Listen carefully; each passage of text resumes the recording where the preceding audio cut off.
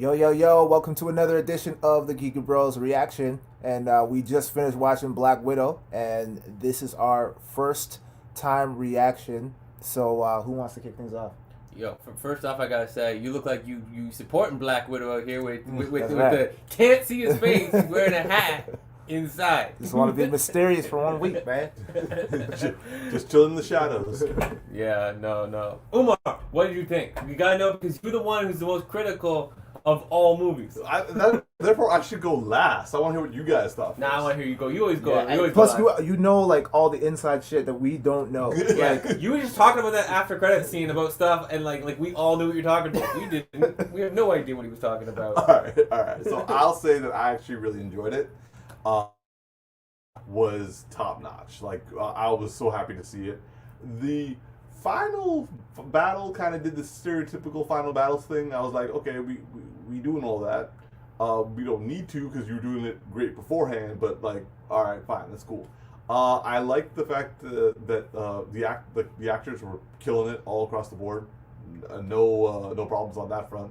And just it's a really good send off for Black Widow, even though it technically should have been the first of many movies for her. But leaving that aside, it was a great female-led superhero film. I was happy with it. I'm gonna give it like a 8 out of 10.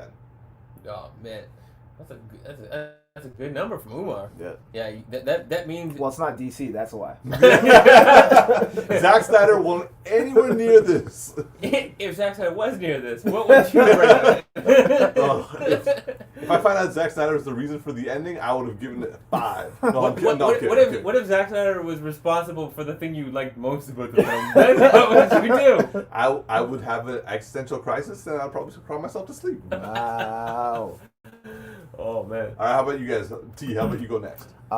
Yeah, I enjoyed it. I'd probably give it an 8 as well, a solid 8. I went in with low expectations just because I heard a lot of people were saying it's okay. It's kind of pushing the envelope in terms of like the action being kind of unbelievable, and that was kind of like a deterrent for a lot of people. So I went in and kind of was like, okay, well, Have any of them ever watched an 80s action film?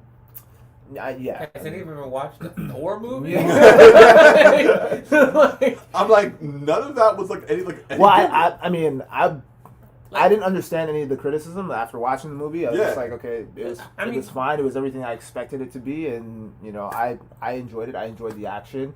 I do agree with one part. I think Black Widow should have died a long time ago in this movie. Like some of the stuff, I feel she at least should have been limping through. Yeah. You know what though? This movie did do a smart job of sneaking in a lot of explanations for small things, like the fact that they spoiler alert. Oh yeah, spoiler alert from this point on. The fact that they brought up the statement that she was selected, she wasn't just abandoned by her mother, she was selected. So they were looking for people genetically. So in other words, she was at the peak probably of natural human ability, from or had the highest potential of being at the peak of natural human ability. So she is supposed to be stronger. Yeah. Through that light explanation than the average person. Also, we know that she takes a lot of ibuprofen. Oh my lord. Yeah. The comedy in this was so good, and her younger sister had such a good. It was it wasn't dry British humor. I guess I don't know what dry Russian humor is like, but I guess that's what this is because she was her sister was on point with so many things. She made a statement at one point. She's like, yeah, top level Avengers, and she's like, who are the top level Avengers? She's like, well, I guess the god from the sky doesn't have to take ibuprofen after a fight. You're like, oh, such a dick. I gotta say, the amount of fun they were making of the Black Widow pose was hilarious. Awesome. Yeah.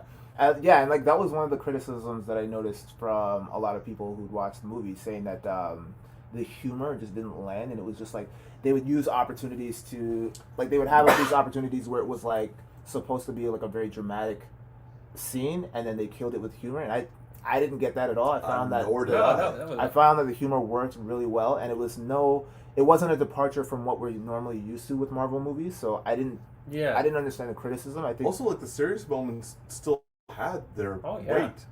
Yeah, I mean, I don't think there was a real issue there. I think everything was like consistent with what Marvel has given us over the years, right? And like also like above average. Like for example, like we've all talked about that Captain Marvel could have been done a lot better. Yeah. Like still, it was like a by the numbers Marvel movie, but like it could have been done better. This Black Widow is like above the average. So like Yeah. My only gripe is the final fight. I had an issue with. I found like I wanted a little bit more. Cool. Especially, and I mean, I get what they were doing with Taskmaster, and I was like, okay, I'm willing to accept what they did, but I know a little bit about Taskmaster, so I was like, that's not what I was used to, and that I feel like they did kind of like a Iron Man 2 type of. Yeah, I can it see kind of that. felt like that with the Mandarin. Yeah.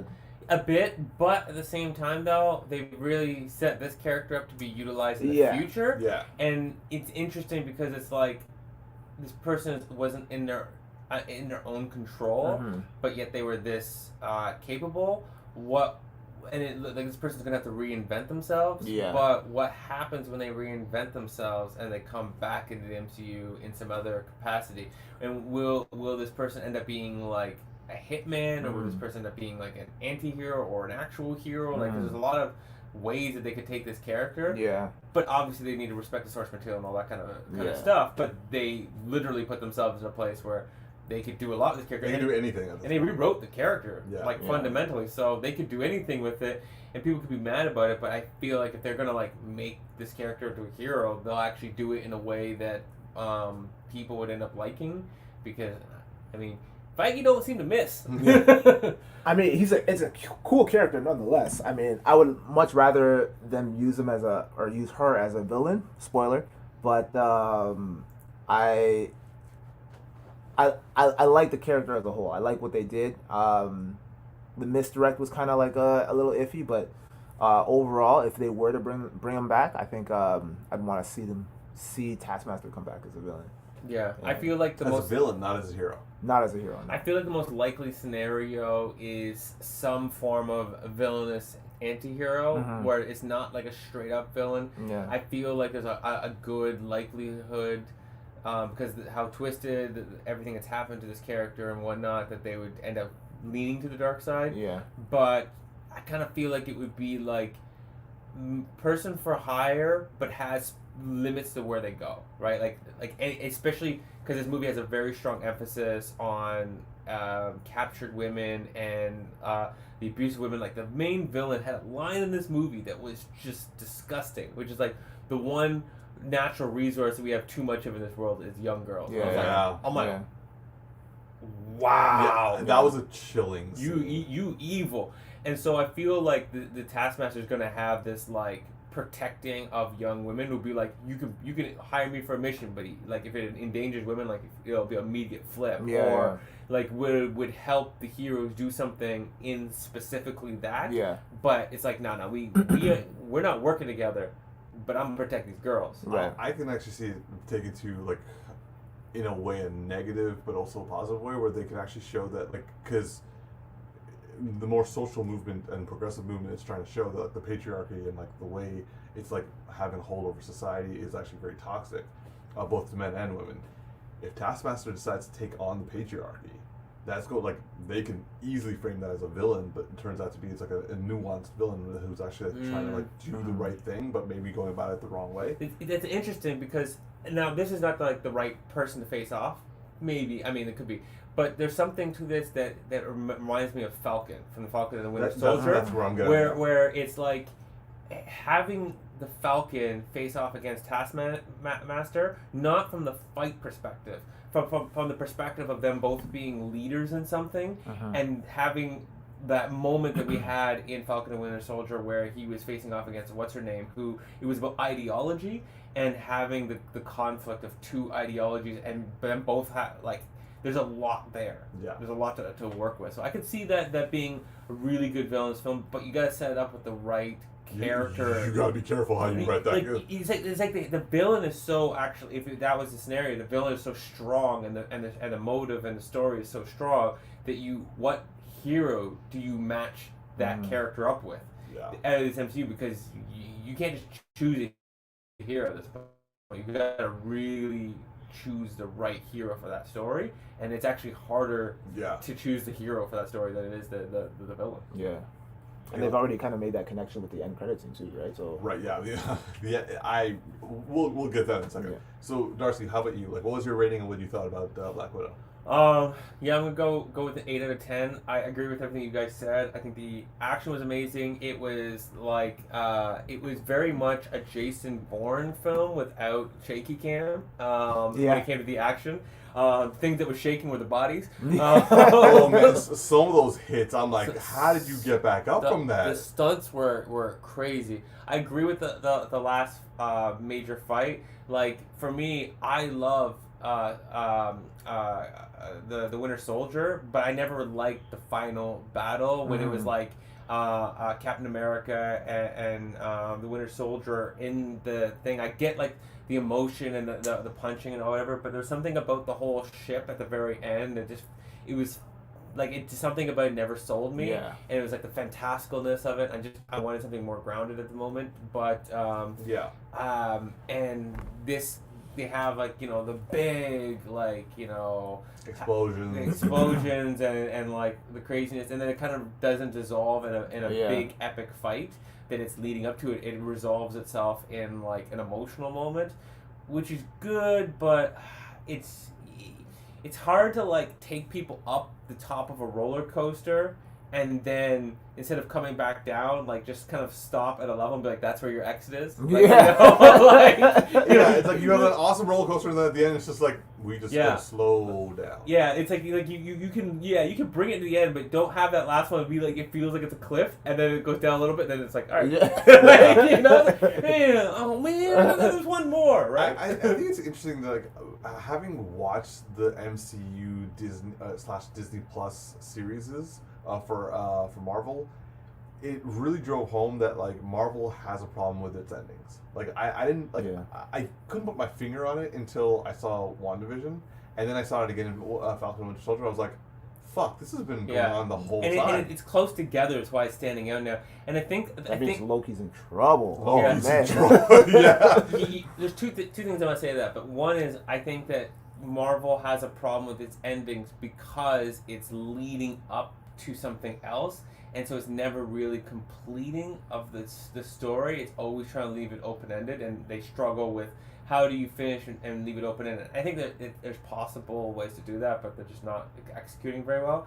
I feel like the movies that like had the best conclusions have been Infinity War and Endgame, and even though Infinity War had a completely open end for the next film that we all knew of, the Russo brothers said it, like, if you ended there, it would have ended there. Like if the next movie was never being made, that would have been an end. And that's how I felt when I watched it. Yeah, it felt like it concluded. But the one thing I also think is interesting, because you mentioned about Loki, yeah, they're in trouble. He's in trouble for sure. But in terms of they're going to script something in the execution. But it's interesting how this episode is coming out just before, or this movie coming out just before the last episode. And of course they have a reshuffling everything and trying to retime everything. I wonder if there's going to be any connection to be made between this, or is it just coincidental timing? I think it's just coincidental timing, to be honest. Marvel hasn't really screwed up, like hasn't really done coincidental timing. I just don't see how Loki would be connected to this. I don't think it'll be directly connected, but more what I think is like, Falcon the Winter Soldier and this both have a character at the end credit scene that interconnects. So I just feel like I don't think the stories will cross. I don't think Black Widow. I mean, watch we see Black Widow cross over in a different universe or something at the end. Of this. But that's not what I'm anticipating. More just like, will there be another character or another thing that's been like, oh, this is really showing us the future, and we're seeing it at the end of all of these new properties. Yeah. And this movie, even though it's new and it's an older story kind of idea like in the past, but will there be an interconnection that's going to draw that once we see the end of Loki, then we're going to be like, what is coming with Marvel, you know? Yeah. But what's your rating for Black Widow? Oh, I thought I said 8 out of 10. 8 out of 10? Okay. So all across the board, 8 out of 10. Yeah. Okay. And so what didn't you like? Aside from the ending, like what didn't you like? I like that it's taking you that long. Yeah, no. The ending. There was something else I had in mind that was kind of bugging me a little bit. I like the action. I like the Jason Bourne vibe. I love the comedy in this.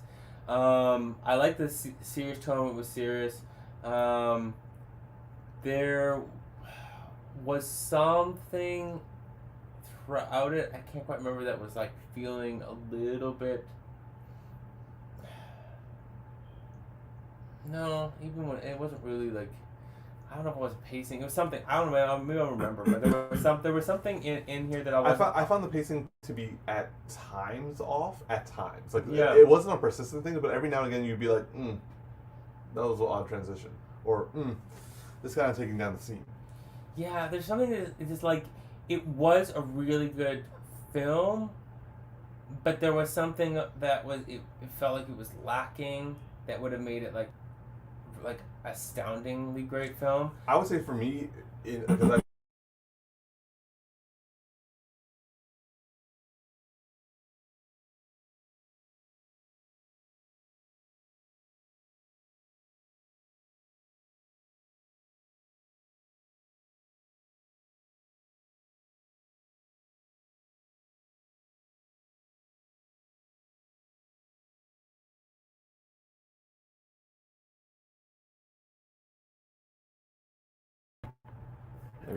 And we're back. All right. So that's having some technical difficulties. Yeah. So I just thought, aside from the ending, the anticlimactic end fight, I thought this movie should have definitely came out when they originally intended for it to come out, like around Civil War. It's not really a huge issue, but it just felt like. Is that when they intend to come out? That's the No, story. no, it was meant to come out like after Endgame. No, but the timeline is after. Yeah, but like the film was actually like made well after Endgame. No, I know, but was that always the plan, or were they waiting? Well, like, Yeah. like that didn't just. It just doesn't make sense in terms of the actual. Yeah, now you're getting into like the debate because like people have been literally asking for a Black Widow film for years, and so like when Endgame happened, they're like, seriously, you're not even going to do you're not going to do a Black Widow movie, and then So they're they like, shoehorned it in. So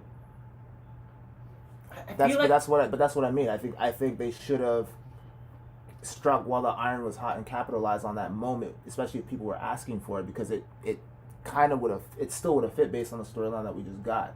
Like, Yeah, why like- not just do it right after Civil War? well, the reason why we've had such a long delay is obviously COVID.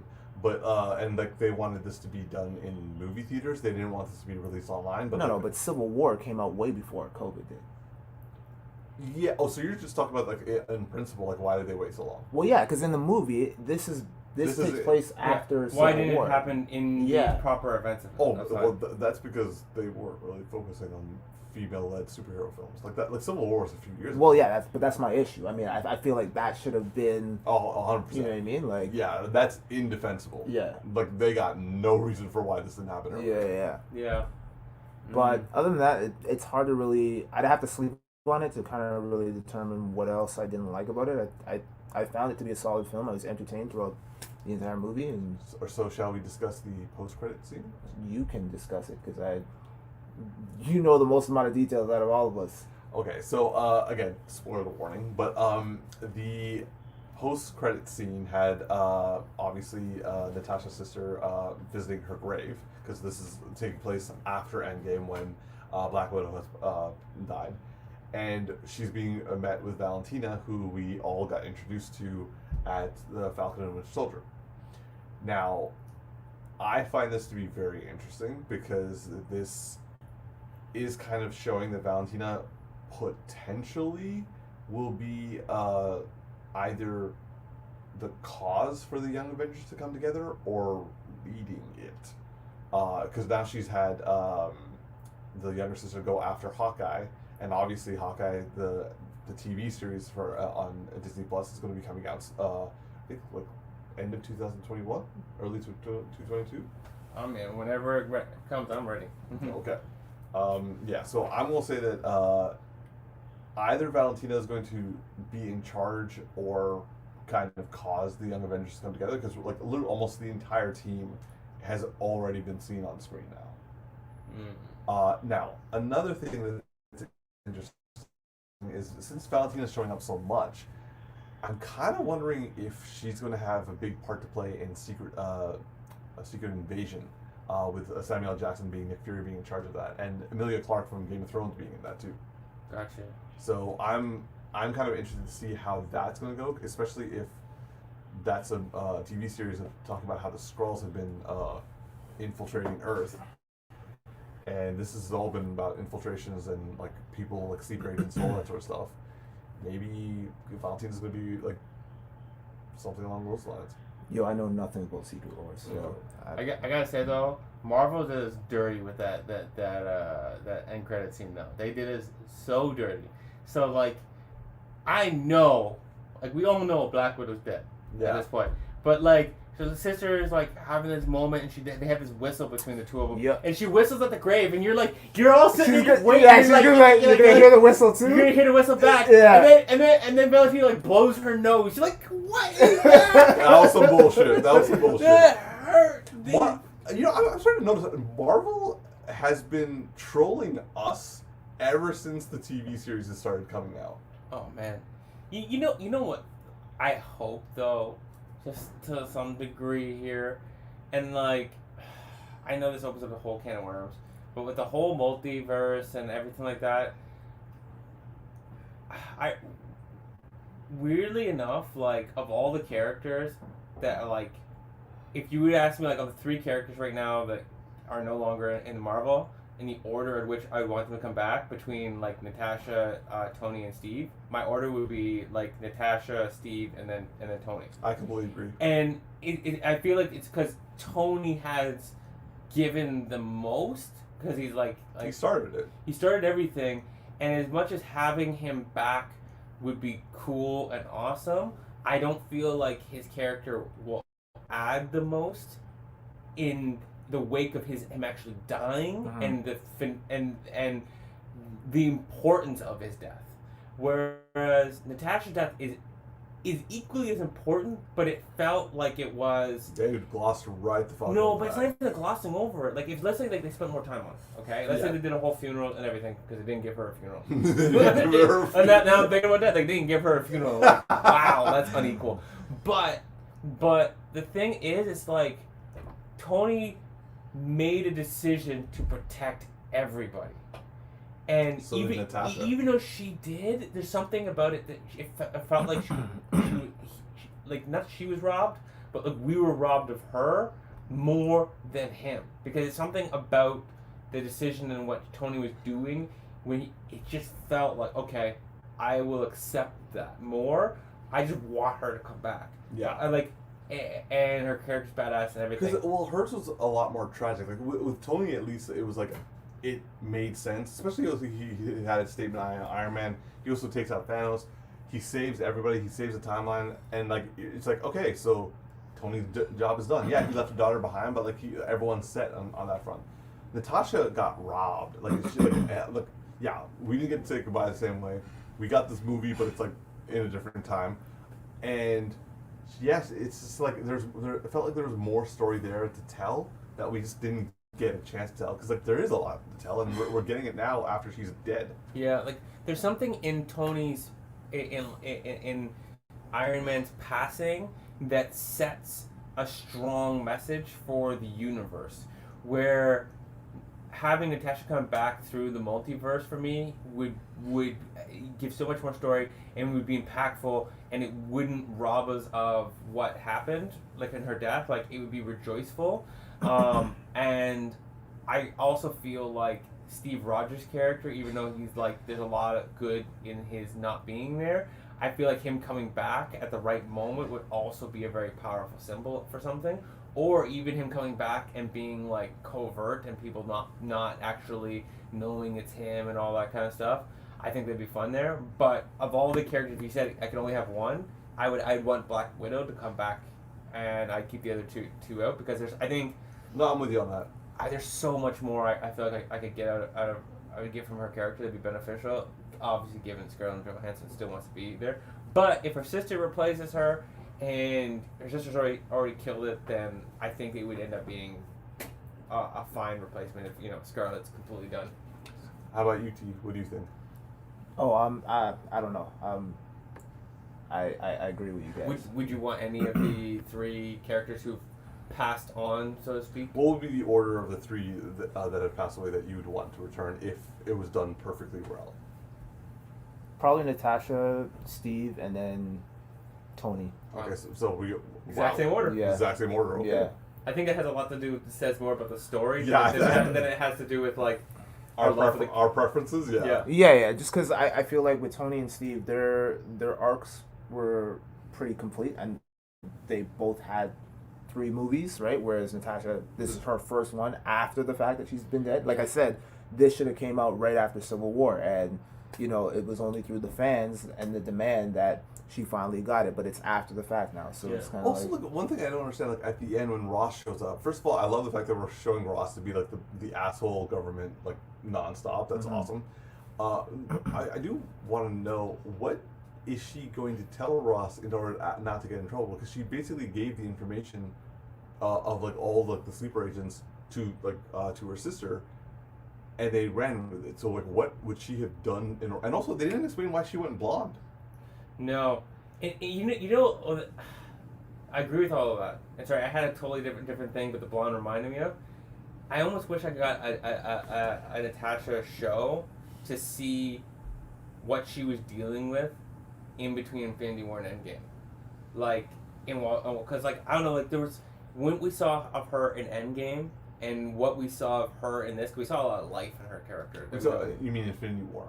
Yeah, but I'm talking about at the beginning of Endgame when she's suffering. Yeah, but and she's suffering and she's trying to keep the team together and the team's falling apart. I think there's a time frame between Infinity War and Endgame at the after the very end and like of all of the stuff, like there's so much. It was like 5 years, right? Yeah, I know we're gonna get to see more through it, more shows than we have, but I always want to see more from her perspective and the stuff she did, because after seeing this film, there was just a lot of like grounded real life stuff and the struggle to free the women and stuff like that I'm like, I feel like seeing another grounded film that's more emotional, or not film but like a show that because I feel like a film wouldn't work, but like seeing her trying to coordinate stuff, and maybe the other Black Widows are out that are still alive or actually doing something to help people. Yeah, I just feel like there's so much more to be expanded on her story and everything that's connected to her that could be told during the beginning of before leading up to the movie Endgame. Yeah, to be honest, I think I agree with you on that one, because it seems like this felt like the beginning of a franchise. Yeah, it really did, and we did, and like how are we gonna end here? Yeah, like this was supposed to be, unless they're like, we don't know. Like Scarlett Johansson probably signed on for like more stuff to like show the time. Or are they not signing the contracts that they used to, because that new article came out because they're not signing multi-film deals, which means. Hold on. So like, how about you tell them?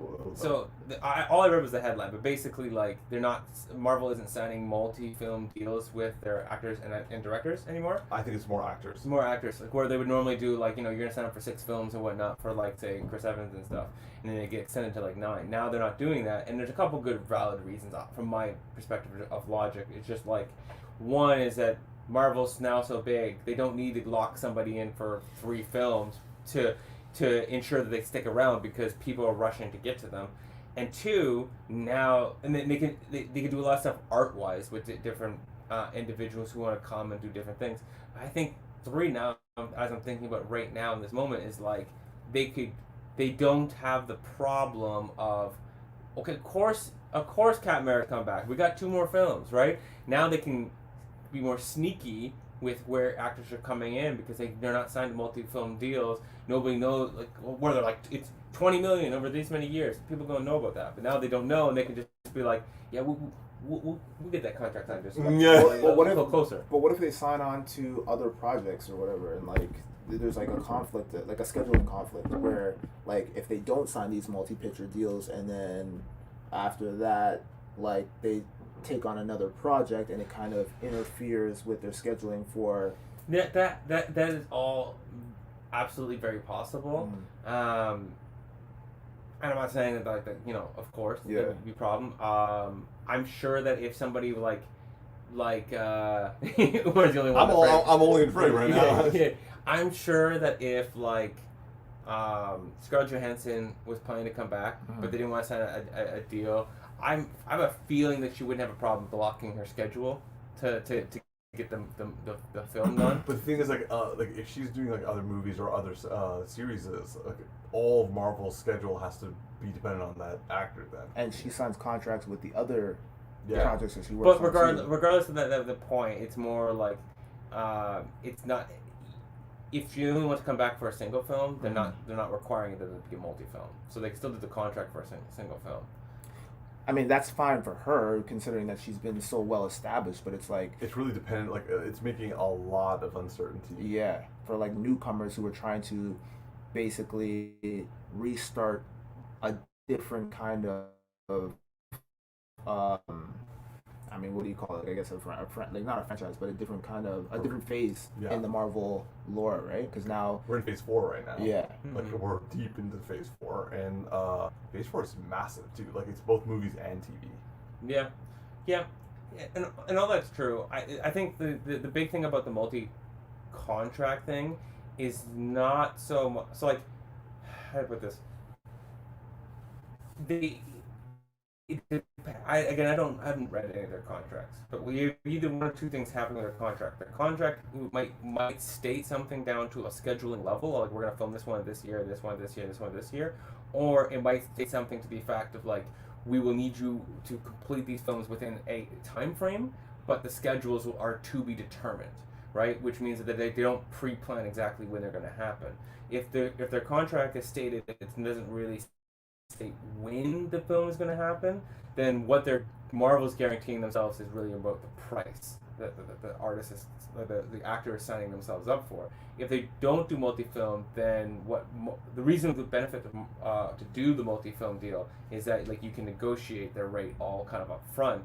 Now when you have to redo each movie, if the movie does well, you have to renegotiate and then the price goes up. But they may have already been dealing with that problem where people are trying to get out of their contract to renegotiate to increase the price, and that might be also why Marvel's kind of like we're always ending up in that situation all the time. I also feel like COVID had a reason to that. Yeah, definitely probably a lot of different factors, but it doesn't mean that somebody won't be on for multiple films. It just means that they will have to redo the contract. But if they're gonna want somebody to be in 3 to 4 films, like like we're gonna bring in somebody who's gonna be like a new young Avenger, and that person also is probably relatively new in their career because they're younger. I don't see them going to be like, no, I'm not going to like try to get this figured out. But great, now I can negotiate between each film to try to increase my value. I mean, that's true for the Young Avengers, but what if they're doing like properties where it's like Fantastic Four, unless they're doing like a young Fantastic Four, right? Are you going to be like a voice like in the ether over there? Okay. Yeah. I mean, they could absolutely, I mean, like, they might not be doing them at all, but they might end up doing some of them. They might just be not requiring it for every actor that kind of gets into the universe. Yeah. It's risky, but I mean, I trust what I just feel like Marvel has enough clout and enough pull. Everyone's trying to get in. Enough weight that like I think it's really more for like not the Scarlett Johanssons and the people that are like staples who are going to become staples. I think it's for the Angelina Jolies who are going to be like, I don't know how many films she's going to be in, but I'm assuming she's not going to be in that many films. Oh, right? Sorry, yeah. You look super cute. I thought you were talking about like A-listers, like Staples A-listers, but you mean like Marvel A-listers. Yeah. I mean like people like their characters are not necessarily going to be in like they have to be in all of these films because they're A-listers to the storyline. They're just like big actors, they want to pull for something, but they were always requiring multi-film deals, and now they're going to be like, well, we know that our story for like a character like the more artsy character or a more artsy actor, who like an Angelina Jolie would come in and be like, yeah, we might have you in like 3 or 4 films, but we don't really know exactly when they're going to be planned, and it might be very small roles. So we're not going to need to like sign this crazy contract because maybe an Angelina Jolie level actor will be like, I can't be signing some multi-film deal. I can only just do this one right now, and we'll negotiate and talk about this other smaller show up you want me to do in some other film later. Yeah. I think they're trying to expand their reach in terms of what they're able to do because of where their stories are going.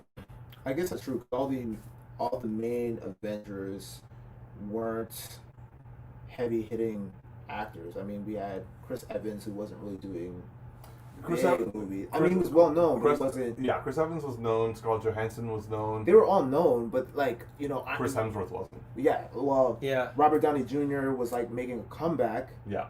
They were all really big people, but they weren't I'll hitting say- it hard at the moment. Yeah, like they weren't A-listers. They were like solid B. B pluses. B They plus. were B pluses or they were A minuses a minute ago for a couple years while they were hot, and then they kind of popped. Yeah. Fell a little wayside. Well, nonetheless, we're going to see. Well, hopefully, we're going to see more Black Widow related stuff. Maybe this, what like Darcy was talking about in terms of like contracts. That means that maybe Scarlett Johansson can come back for. Yeah. Like there is story left to tell. Like clearly, we feel there's more. This movie felt like there was. I'm kind of hoping they go down that route. It does also feel like they have essentially passed the baton on to her sister, but I feel even then, like there's like we don't know why her hair went blonde. We don't know what she was doing and how she met up with Steve, and we don't know what happened to her. Like you were saying, in the 5 years, like she was just trying to keep things together, but like what does that mean exactly? And there's a lot of story to be told in those 5 years, and they have a lot of universe to expand with there. But I just feel like there is a really good story opportunity for all of the women of the Red Room being part of something important during those 5 years. If you can have, I forget her name. I love her character, but I can't even remember her name. The villain in Falcon and the Winter Soldier. Carly. Yeah, Carly. If Carly can create that kind of rise in movement, and just character because it comes out of nowhere and it's very plausible and all makes sense, I'm like, there's got to be something that the women of the Red Room and all these like Black Widows essentially were doing that the ones that didn't get snapped out. That we're doing setting. I just feel like there's a grounded story that doesn't even have to have a lot of fighting in it. Just around. There's won't be though. Like there's just there's so much there I want, and now I see Black Widow. I really want more from the universe that they just set up. That was like great, like you said, the beginning of a franchise is never gonna happen. Yeah, like honestly, I will say that like this was like Black Widow. Like I'm going to watch it in theaters. Like Canada, well, I should say Ontario. Really, Ontario is going to be like opening up movie theaters soon. I'm definitely going to rewatch this in the movie theaters. I gotta give this money just so people will be like, maybe we can tell more Romanoff stories. I don't know about you guys. You guys want to come with? Yeah. Sure. Nice. So yeah, we're going to try to go see this in movie theaters. But nonetheless, 8 across the board. And I think we're actually all in. We essentially all said the same thing. We're all like on the same side on this one. Yeah. Yeah. We'll see after we all go to sleep. We got different ideas. Yeah.